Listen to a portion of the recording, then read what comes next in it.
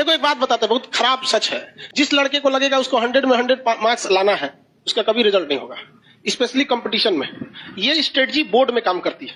जब आप बोर्ड के एग्जाम दे रहे हैं, 10th में, मैट्रिक में, इंटर में, वो बीएससी एमएससी, उसमें काम करते हैं। सपोज करो कि आपको 100 नंबर का क्वेश्चन आ रहा है। कितने नंबर का? 100। भगवान उतर जाएगा तो 100 करेगा। इसका सबसे बेस्ट स्ट्रेटजी जानते हैं क्या होता है? सबसे बेस्ट तरीका, इसका ऐसा 50% सेलेक्ट कीजिए कि हमको ये वाला ये टॉपिक हमको पढ़ लेना है।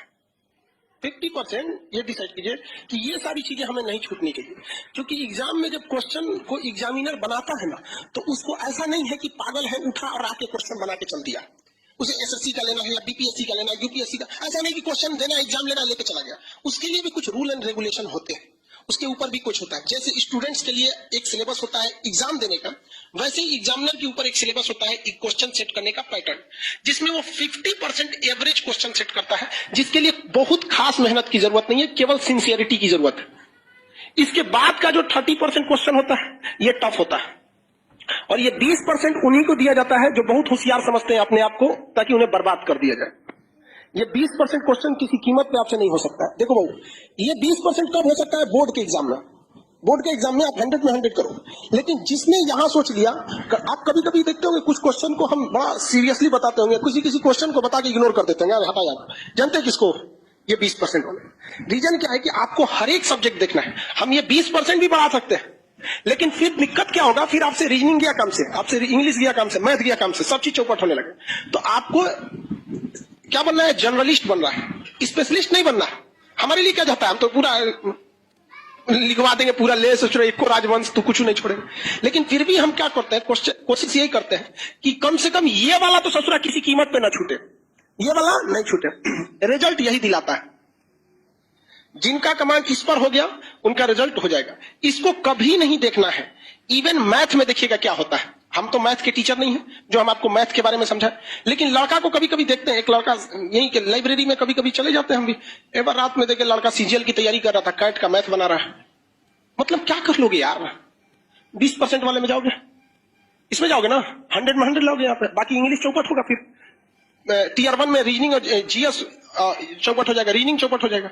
तो कभी भी आप अपने आप को ओवर एडवांस मत समझिए। आप में से भी कुछ लड़का और कुछ लड़की ओवर एडवांस होते होंगे सब। तो किस में जाता है सब? ये 20% में। उसका रिजल्ट नहीं चाहिए, उसको क्या चाहिए? टॉप करना है। यूपीएससी में एक लड़की थी, श्वेता सिंह करके, ऐसे वो पीटी एग्जाम के कट ऑफ से केवल 1 नंबर ज्यादा पाई थी। अब उसका टीना डाबी भी थी, कई लड़कियां थे सर, टीना डाबी भी थी। तो कट ऑफ से केवल कितना नंबर पाई थी? 1 नंबर, और टॉप में चल गए सर। बहुत से ऐसे, केवल टीना डाबी या श्वेता सिंह का एग्जाम्पल नहीं, ऐसे हजारों के एग्जाम्पल मिले कि कट ऑफ से केवल कितना नंबर, 1, 2 या 3 नंबर जाते, और उसके बाद जब ओवरऑल मेंस का आया तो पूरे ऑल ओवर इंडिया में चले गए।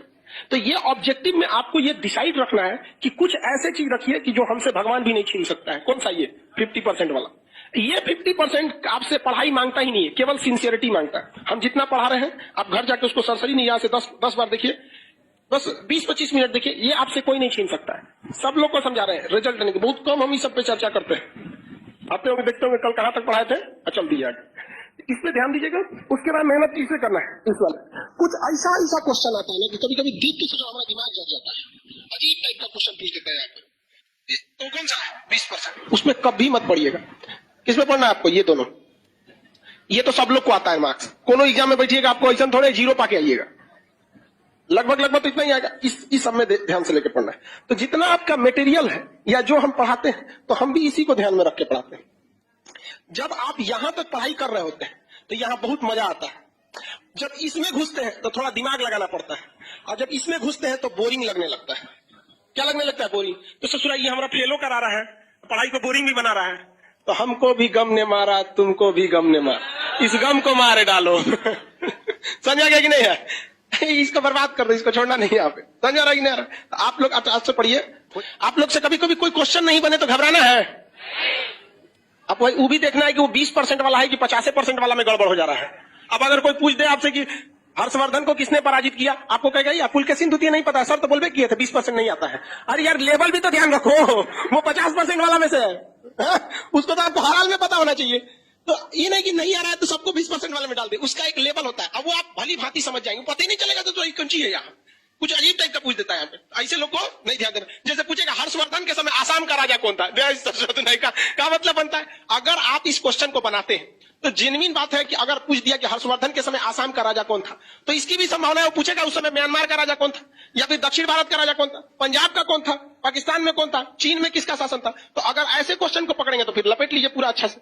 तो आपको ध्यान ये नहीं रखना है कि पढ़ना कितना है, डिसाइड ये करिए पढ़ना क्या है, बस इसमें ध्यान। इसलिए ज्यादा होशियार मत बनिएगा। आप अक्सर देखे होंगे लॉज में उसी का रिजल्ट होता है जिसपे लोग कहते हैं करो हो गया क्योंकि वो 20% वालों को वैसे ही भगा दिया जैसे यूट्यूब पर अपनी एड को स्किप कर देता है। आए क्वेश्चन उठपटांग, हर्षवर्धन के चाचा का ब्याह किस रानी से हुआ था? हटाओ सोचते के चाचा से क्या मतलब।